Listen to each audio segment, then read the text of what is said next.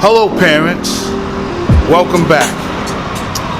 I know that this is the beginning of the school year and you have a tremendous amount of anxiety. And right now you don't know what the school year holds for you, and most importantly, you don't know what it holds for your children. So this edition is dedicated strictly to you. I will offer advice and tips on how you can get through the beginning of the school year. So stay tuned.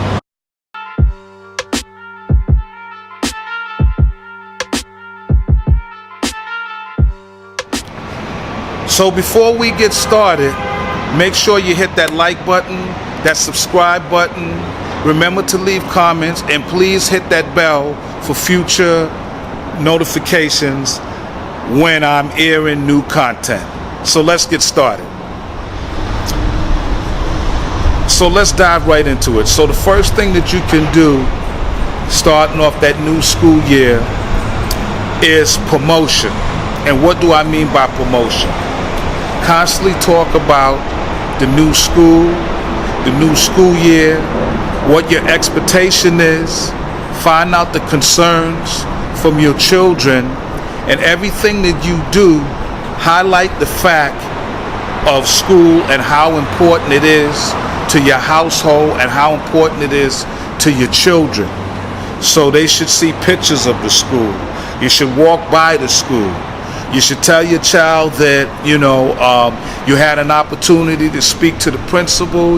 You had an opportunity to speak to some of the faculty. That the school is important. So right away, that's ingrained in their head, like, wow, mommy and daddy, they're really fixated on the school and they want me to do well. So therefore, I'm going to give it my best shot. So another piece of advice that you can utilize in preparing for that new school year is to help your students study. So this means that over the summer, they're doing some kind of academic work. And when they're doing this, then you integrate yourself at different points to help them study. And when they're studying and you're helping them, you are getting them prepared for a routine that they're now going to encounter in the new school year. So make sure you help them study, because that will lead to more discipline and probably, without question, more success in the classroom, in the school. In preparing your children for the new school year, one of the things that you'll have to amp up is providing choices for them. So when you begin to talk about school supplies and what's going to be required of them, instead of you demanding what you would like them to do, ask them how they feel about certain situations and get their input, because of course they're the ones attending school and you need their immediate buy-in, so that when you allow them to make some of the choices that pertain to their school career, that's an immediate investment for them. Young people being who they are, the beginning of a new school year for them, they dread.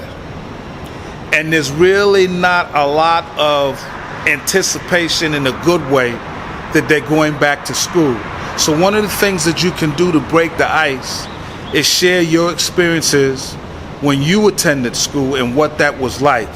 It'll do two things. One, it will bond you, and two, it will help them realize that mommy and daddy had similar experiences, and this is just the way of life. This is part of the school culture. Some of the things that I must deal with on a day-to-day basis to get through school. So another component to helping your children get ready for returning back to school is for you as parents to sit down and make yourselves available.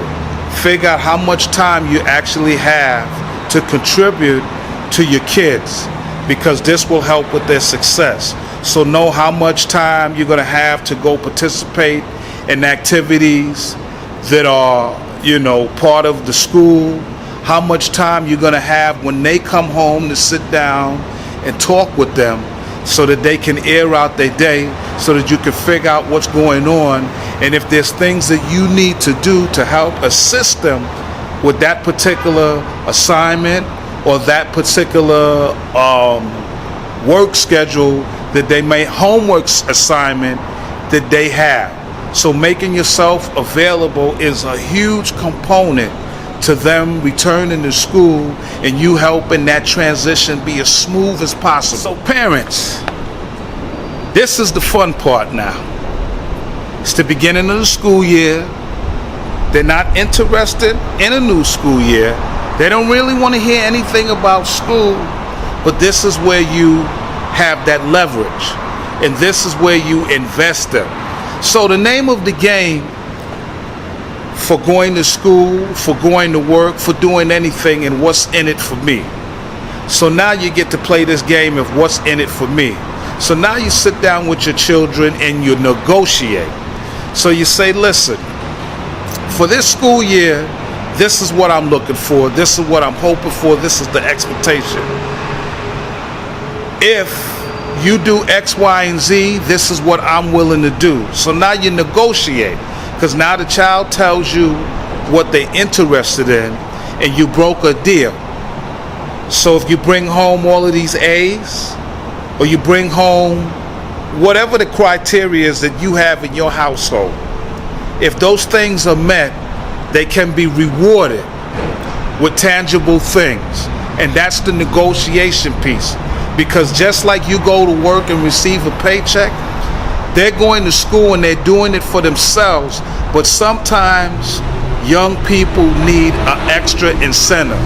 And telling them that they must do well in school sometimes is not the only way for them to achieve their goals. So if you guys work out a policy where you do negotiations, it will work in your favor and your children will be highly successful. After the negotiations, you want them totally locked in, totally focused. You make sure that there's a study area that belongs solely to your children. And that area is for the sole purpose of them studying, of them elevating their minds and elevating their commitment to what it is that they're supposed to be doing, which is learning and becoming better students in life. So the next piece of advice that I'm going to give you that will help promote growth in your child for the new school year is allow room or flexibility for them to be more independent. So that means now, instead of you deciding what it is that they wear, what they eat, little things that they should be responsible for, you allow them to do it. And when you give them that freedom, it allows them to be more independent and function on their own. And this is hopefully the second part of the new school year, which is we want them to learn, to acquire as much knowledge as possible. But in order for them to truly do that, that must be lock and step with independence. So be flexible with how much space you give them, because if you don't allow them the flexibility to grow, then they won't grow. So we've come down to the last piece of advice, and this could be the most crucial component to everything that I gave you. So your children live in a world where media plays a heavy role in their lives. It can influence them to go left or right or nowhere at all.